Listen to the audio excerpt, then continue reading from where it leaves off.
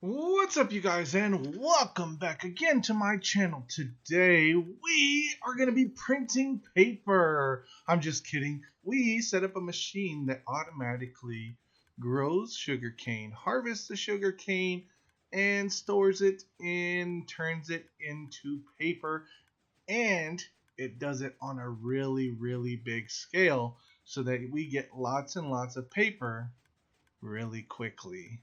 Compared to having a small farm, we set up lots of little farms and have them all working together. Guys, if you want to see this video, make sure you stay tuned after this short little intro. And if you like the video, don't forget to click that like button, comment down in the comment section. And if you want to see more videos just like this, make sure you follow my channel. All right, stay tuned.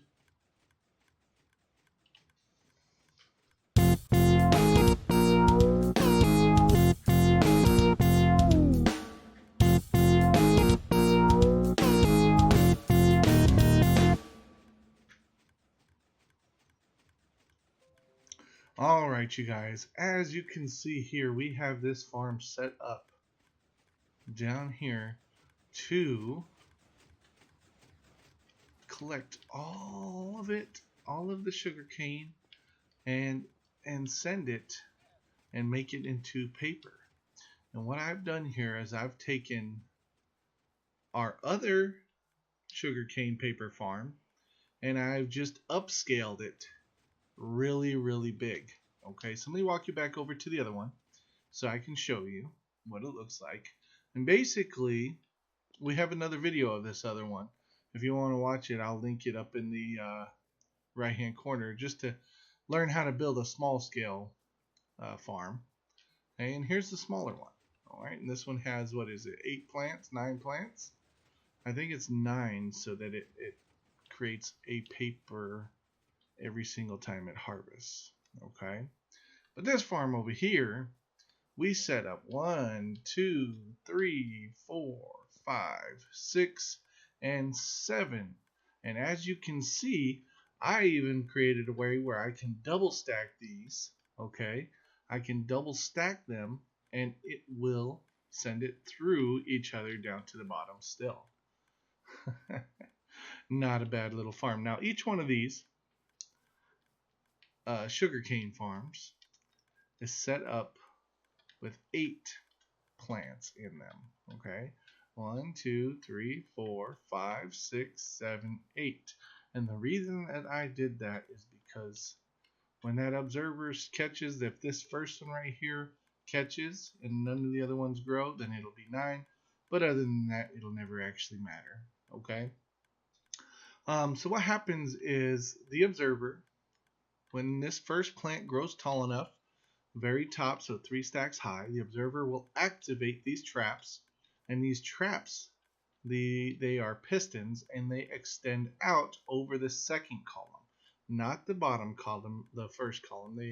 They are right in the middle of the plant so that the plants stay there and I don't have to have anything replant them. Okay, and so basically once those fall, there's nowhere for them to go but right on top of the plant. And what I planted them on was I planted them on a mud block. Okay, and then you basically the mud blocks, if you set a hopper underneath them, so let me go underneath so you can see what the hoppers look like, and it's right under the mud block like so. Now the hopper collects it through the mud block, which is kind of strange, but the mud block is just a little bit shorter than a regular block, so it works. Okay, and then I set up these to where they pull all the way down to this end, and then on the very last hopper it's pointed down, and then under that hopper there's a flow of water, okay, that flows down to the middle and drops into another, let me show you over here. Okay, so I'll jump up in here, another hopper right there, so the flow of water flows into the hopper, and then from that hopper it goes into a crafting table, straight into the crafting table. Nope, don't want to open the chest. And then from there, the crafter takes 3 sugarcane and turns it into a paper, like so, and then it spits it out into this chest right here. So that's basically how the system rolls, okay?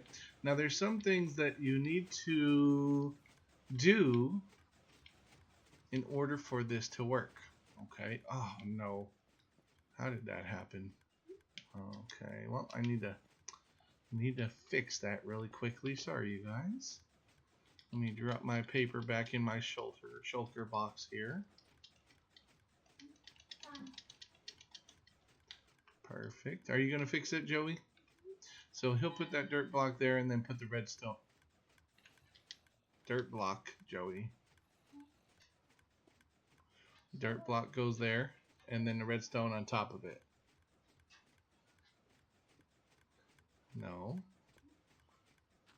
There we go. Perfect. Okay. And so basically how this has to work is this has to be powered, right? And so the redstone dust from this one powers all of the droppers, okay? And it powers them consistently, so that whenever sugarcane gets into these, they drop, okay? Now I had to extend this power up to the second level. Let me show you. Right around here is the second level, and I came up from there and then straight over to here to power the dropper right in here. So here's the hopper from the second level, and it's built the same way. The whole line leads straight to here and it goes down into a dropper, and then that dropper is powered to go off every second. Not even, it's like 5 times a second or something like that. It drops, and it drops right on top of the other farm, and then those hoppers pick it up and send it down, okay? And so that's basically all that happens there. Now I had to be careful that the lines don't cross, so whenever you go over redstone dust, make sure, if you don't want the lines crossing, if they can't cross, then that's what happened. Now these guys, okay, right here, these are the observers. What I've done is the observer has to be linked to the pistons, okay? And for it to work, whenever that observer goes off, okay, that observer goes off, it sends a signal to all those pistons to extend, and then it chops down the sugarcane. And this piston powers these ones, and this piston powers these ones. And each miniature farm has its own observer and pistons that powers itself. Okay. Now let's go back down to the bottom so we can see more of this power system. All right. So now that I have this set up and the droppers are powered, then we need to think about how we're going to power the crafter. Now somebody else gave me another idea on how to power the crafter with a comparator in one of the comments. I haven't quite got that one figured out yet. So what I've done to slow this down, because if it was going off as fast as the droppers were, then it would create sugar instead of paper, because it would only allow one sugar cane to drop into the crafter before it starts crafting. And I need to give it time to fill up. So what I've done is I've set up a rotating redstone block right here, and it rotates in a 6-block section. And then every time it gets to this square right here, it'll power the crafter through redstone right there. Okay. You have to be careful with this one, because if these lines intersect anywhere, or if your redstone dust that powers the pistons gets in here where this redstone block travels, then the whole machine will stop working. So you have to make sure your redstone dust that's powering your pistons stays far enough away from that rotating redstone block. Okay. Now if you run into something where your power source is running out of strength, and so you have too far to go and you need more power but the same exact signal, then you can use one of these. This is called a repeater. And basically, the way that you want it to go, you place it in there, and then you can extend right from where you were at, and it'll just basically extend the power out exactly the same as it was before. Okay, I know it looks different, but trust me, it's exactly the same. Okay, it just, for whatever reason, the graphics can't keep up or whatever it is. I'm not sure.